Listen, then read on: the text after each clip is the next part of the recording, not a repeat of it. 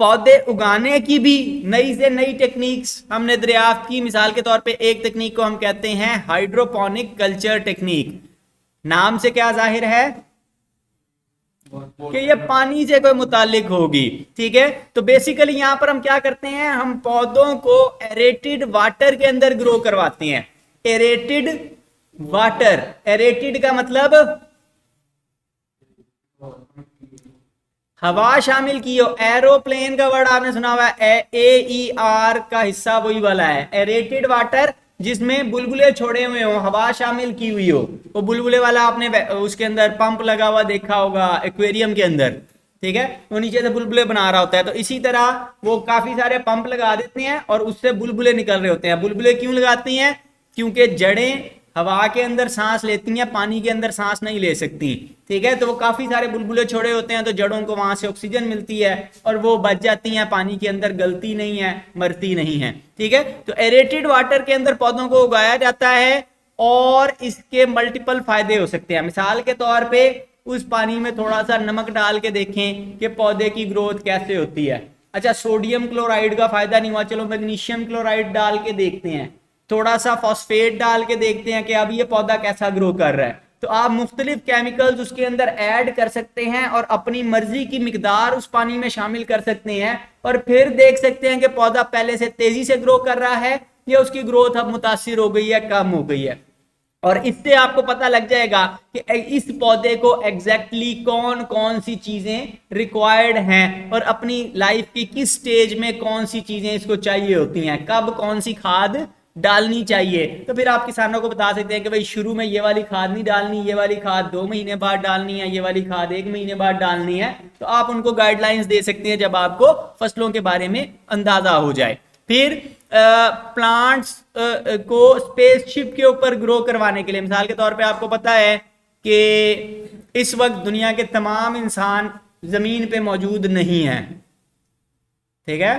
दुनिया के तमाम इंसान जमीन पे मौजूद नहीं है, कुछ ऐसे हैं जो इस वक्त स्पेस में मौजूद हैं, ठीक है। तो अब वो स्पेस में उनको हर 6 महीने बाद यहाँ से खुराक भेजनी पड़ती है और उस खुराक को भेजने पे अच्छे खासे पैसे लगते हैं।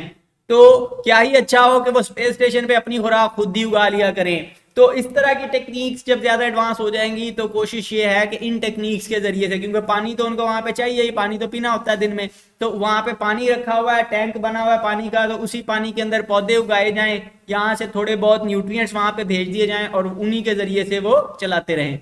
बायोलॉजी ने पुराने वक्तों से आपको ये भी सिखाया कि जो खुराक आपने बना ली किसी ना किसी तरह, अब उसको संभालना कैसे है, उसको प्रिजर्व कैसे रखना है, और उसकी भी मुख्तलिफ टेक्निक्स हैं, पुराने वक्तों से आप इस्तेमाल कर रहे हैं। मसलन आप खुराक की पिकलिंग करते हैं।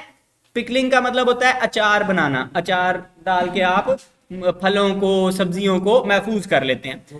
साल्टिंग कर सकते हैं। साल्टिंग का मतलब है कि चीज के ऊपर नमक लगा के रख दिया जाए, नमक लगाने से चीजें, ठीक है, एक्स ऑस्मोसिस के जरिए से पानी बाहर निकल आता है फल में से, चीनी से भी हो सकता है, ठीक है। तो यही काम फिर पुराने जमाने से लोग करते हैं कि वो गोश्त वगैरह के ऊपर नमक लगा देते हैं। या अचार बनाने में आपने देखा हुआ है कि आप आमियां काटते हैं और फिर काट के उनके ऊपर काफी ज्यादा नमक लगा के रात को रख देते हैं, तो सुबह तक वो आमियां बिल्कुल खुश्क हो चुकी होती है, ज्यादातर पानी उनमें से निकल जाता है, फिर आप उन्हें धूप पे रख के मजीद खुश्क कर लेते हैं, ठीक है। तो साल्टिंग या ड्राइंग के जरिए से भी आप फूड को प्रिजर्व करते आ रहे हैं हजारों सालों से, ठीक है। फिर एक और टेक्निक, लिक्विड्स को महफूज करना जरा मुश्किल काम था, तो उसके लिए फिर आपने नाम सुना हुआ है लुइस पास्चर का, ठीक है। तो पास्चर ने एक टेक्निक बनाई, ऑब्जेक्टिव में कई दफा आ जाता है सवाल, पास्चराइजेशन।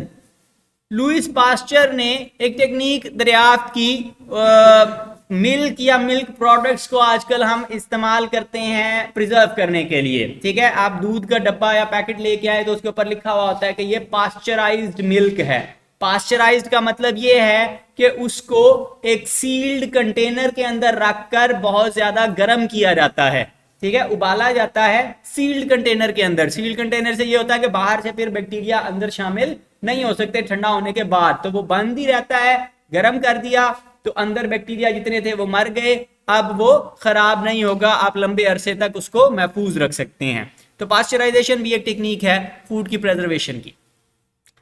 تو اس ساری جدوجہد کی وجہ سے آپ کی جو خوراک کا مسئلہ تھا وہ حل ہو گیا. خوراک آج اللہ کے فضل سے اتنی پروڈیوس ہوتی ہے کہ اگر ایکولی بانٹ دی جائے تو کوئی بندہ بھوکا نہیں مر سکتا. وہ علیحدہ بات ہے کہ کچھ لوگ زیادہ جمع کر لیتے ہیں, کچھ لوگوں کو بالکل نہیں ملتا, ٹھیک ہے. تو لیکن اتنی خوراک دنیا میں پروڈیوس ہوتی ہے کہ سب کو ایکولی ڈسٹریبیوٹ ہو سکتی ہے, سارے اچھی خوشی زندگی گزار سکتے ہیں. ہم نے بات کی تھی کہ جس وقت وہ ہنٹر گیدرر زندگی گزار رہے تھے تو ان کا لائف سپین کتنا تھا؟ ایوریج لائف سپین تھا 20 سال. 20 سال آپ زندگی گزارتے تھے ایوریج, زیادہ تر لوگ مارے جاتے تھے. لیکن جب ایگریکلچر دریافت ہو گئی تو آپ کا ایوریج لائف سپین بہتر ہو گیا. ایگریکلچر کی وجہ سے آپ کا ایوریج لائف سپین بن گیا 35 سال, ٹھیک ہے. 12,000 سال پہلے لوگوں کی عمریں زیادہ ہونا شروع ہو گئی اور وہ آن ایوریج 35 سال تک زندہ رہتے تھے, اور تقریباً یہی سلسلہ چلتا رہا آج سے 1500 سال پہلے تک, یا آج سے 300 سال پہلے تک بھی یہی صورتحال تھی. پاکستان میں جب پاکستان آزاد ہوا تو اس وقت ایوریج لائف سپین کتنا تھا؟ 35 سال, ٹھیک ہے. یعنی کہ جب ہم آزاد ہوئے تو ہمارا لائف سپین اتنا ہی تھا جتنا آج سے 10,000 سال پہلے کسی انسان کا تھا, ٹھیک ہے. تو وہ اتنے زیادہ لمبے عرصے تک, یعنی کہ 10 سے 12,000 سال تک زندگی میں کوئی میجر تبدیلی نہیں آئی. جیسے وہ لوگ زندگی گزار رہے تھے, گاؤں بنا لیے, کھیت بنا لیے, کھیت سے اگا رہے ہیں, کھا پی رہے ہیں, اسی طرح ہم بھی زندگی گزار رہے تھے.